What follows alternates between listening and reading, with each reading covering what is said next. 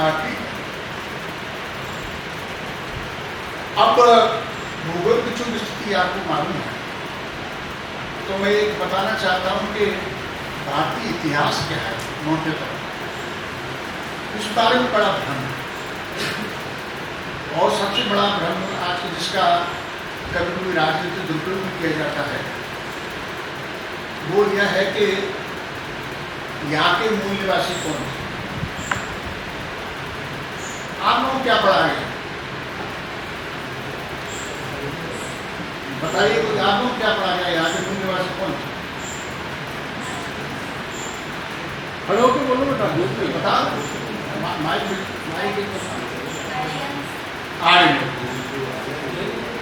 ठीक बात। और कोई किसी को संदेह है इस बात में? ठीक है, देखिए आप लोग एनसीईआरटी की किताब पढ़ गया, उसमें कई बार जानकारी सही नहीं है, क्योंकि जिस समय के सिलेबस बनाने वाले होंगे उनको तो पता होगा, वही बताएगा। लेकिन पिछले 100 साल में बहुत शोध हो चुका है। हम मूल रूप से आर्य हैं, सभी आर्य हैं, उसमें कोई वर्ण भेद नहीं है। यहाँ तक कि विदेशों में भी यही डीएनए पाया गया। आज तो डीएनए से पता चलता सभी आर्य हैं, और आर्य कहीं बाहर से नहीं है। ध्यान, मोटी मोटी बात आपको बताना चाहता हूँ। हाँ, छोटा सा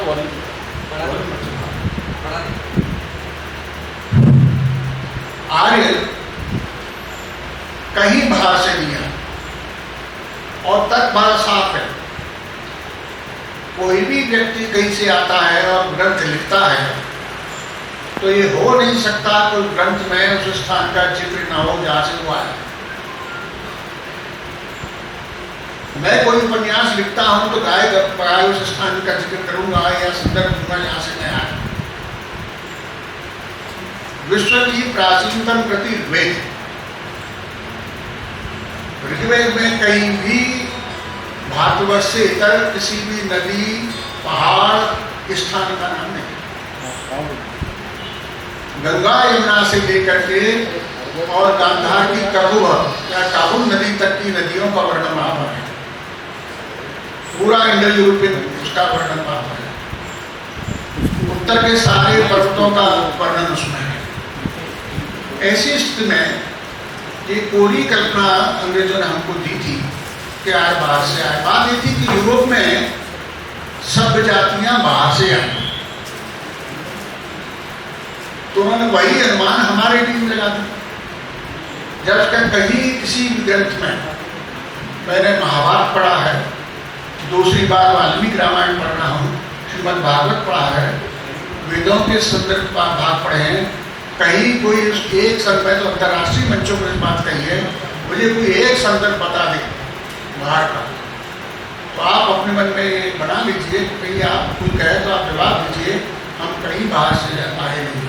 जिनकर ने कहा बाहर लोगों ने कहा, हम यही जो सिंधु सरस्वती सभ्यता वहां पर विकसित हुई, और सिंधु सरस्वती सभ्यता, सरस्वती को हम विद्या की देवी मानते हैं, और विद्या की देवी इसलिए मानते हैं कि सारा ज्ञान का उद्भव सरस्वती नदी के किनारे, तो सरस्वती नदी किनारे होने से सरस्वती विद्या की ही प्रतिनिधि। पहले वेदों में इसे वाग्देवी कहते थे। अभी भी भोजशाला में जो प्रतिमा है वो सरस्वती भी कहलाती, वाग्देवी कहलाती, वाणी की देवी। सरस्वती इसलिए हो गई कि सारा ज्ञान नदियों के किनारे, सरस्वती नदी किनारे प्रस्फुटित हुआ, इसलिए सरस्वती विद्या की देवी। कभी आप कहते सरस्वती क्या, आप पूछते हैं, अब ये बड़ी विडंबना है। सरस्वती जो विद्या की देवी है, सारी कलाएं, सारी प्रतिभा उसे प्राप्त होती है, उसमें भी किसी को क्या परेशानी हो सकती है। कोई भी इसमें कोई जात धर्म का कोई संबंध होता नहीं। अच्छा, आप सोचिए कि वेदों में तो पहले कोई दूसरा अपने धर्म के अलावा कोई दूसरा धर्म तो था नहीं, धर्म क्या है वो भी संक्षेप बताऊंगा।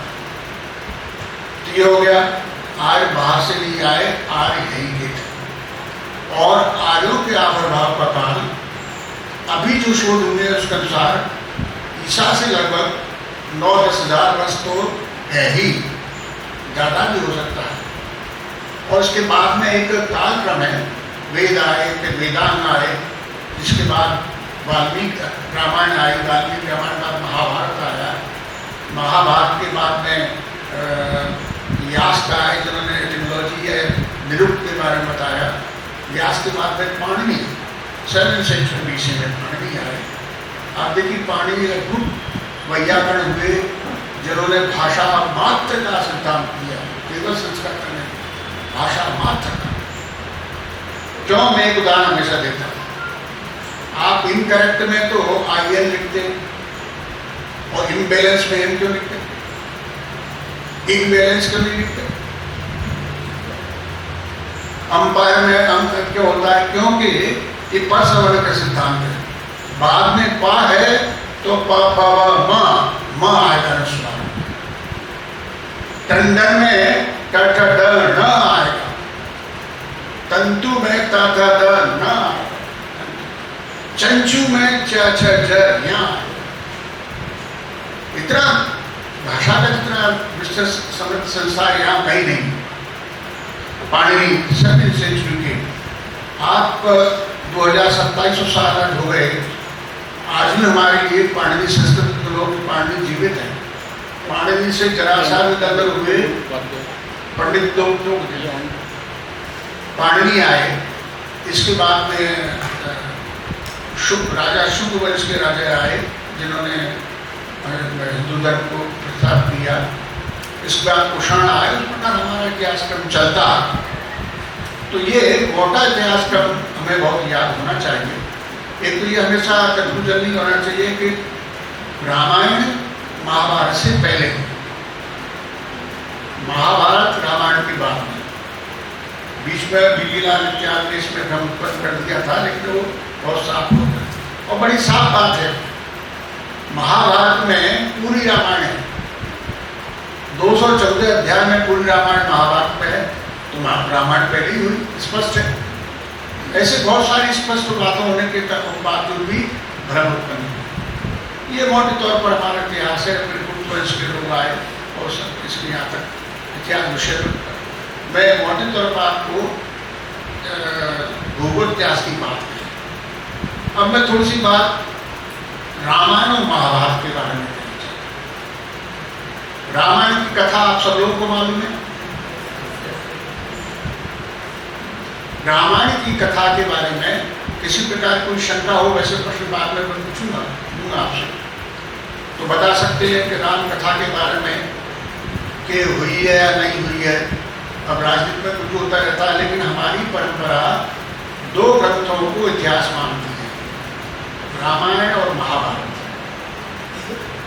पुराणों में इतिहास तो है, लेकिन पुराण इतिहास नहीं है। ये अंतर समझिए, सबके लिए बहुत जरूरत है। रामायण महाभारत इतिहास है, पुराणों में इतिहास है। इतिहास के अलावा भी बहुत सारी बातें, पुराण इतिहास नहीं। तो रामायण, अब रामायण में कथा सबको प्रसिद्ध है। बाद में पूछूंगा कोई शंका हो। कई बार लोग इस प्रकार शंका करते हैं। दूसरा यह है कि रामायण इतनी व्यापक रही है कि लगभग पूरे भूमंडल पर, केवल इंडोनेशिया, थाईलैंड और बाली उसकी बात नहीं कर रहा, मैक्सिको में भी आपको रामायण के संकेत मिल जाने वाले हैं। पूरे भूमंडल व्याप्त होने से उसमें परिवर्तन भी बहुत हो। और दूसरा कारण परिवर्तन ये रहा कि सांप्रदायिक जो कम्युनल, हमारा संप्रदाय अलग अर्थ होता है, कम्युनल जो वैमनस्य होता है वो हर युग में है। और हर युग में रहने से जो जिस कम्युनिटी का होता है वो बड़ी चीज को अपनी पक्ष में कर लेता है। ये हमेशा प्रवृत्ति है। बौद्ध ने कहा कि राम ने हमारे कुल में जन्म लिया, खैर इक्ष्वाकु कुल में जन्म लिया, बात सच है। फिर बाद में कहते कि भाई उनकी माँ यशोदा की अवतार थी। तो ये इस तरह का होता रहता है। लेकिन एक बात आप ख्याल रखें, रामायण का जो अधिकृत दस्तावेज है, ऑथेंटिक डॉक्यूमेंटेशन है, वो वाल्मीकि का है। बाकी उसके अपनी भावना के अनुसार उसमें परिवर्तन किए हैं। गोस्वामी तुलसीदास जी ने अपनी भावना के अनुसार रामचरितमानस लिखा। वो बहुत ही लोकप्रिय है। हमारी जातियां बाहर में के बाद मॉरिशस और गई, केवल रामचरितमानस के आधार पर उन्होंने अपनी सभ्यता और संस्कृति को बचाए रखा। जब हम महाभारत, रामायण और महाभारत का वर्तकाल में अंतर यह है कि रामायण में जिसको कहते हैं गुड और इविल, आसुरी संपदा और दैवी संपदा, वो अलग है। उसकी पहचानने में कोई दिक्कत नहीं। राक्षस एक तरफ है, आग एक तरफ है। लेकिन महाभारत में आके स्थिति विचित्र हो गई। वहां तो दैवी और आसुरी शक्तियां एक ही परिवार है। कंस भगवान कृष्ण का मामा है, शिशुपाल भी उनकी बुआ का लड़का है। अब ऐसे में ये आज के संदर्भ को बताता है, इस बात को बताता है कि मनुष्य में दोनों शक्तियां रहती हैं, दैवी और आसुरी शक्ति। शिक्षा का और दीक्षा का उद्देश्य है कि मनुष्य के भीतर जो पशु है, जो आसुरी शक्ति है, उसको नियंत्रण में किया जाए।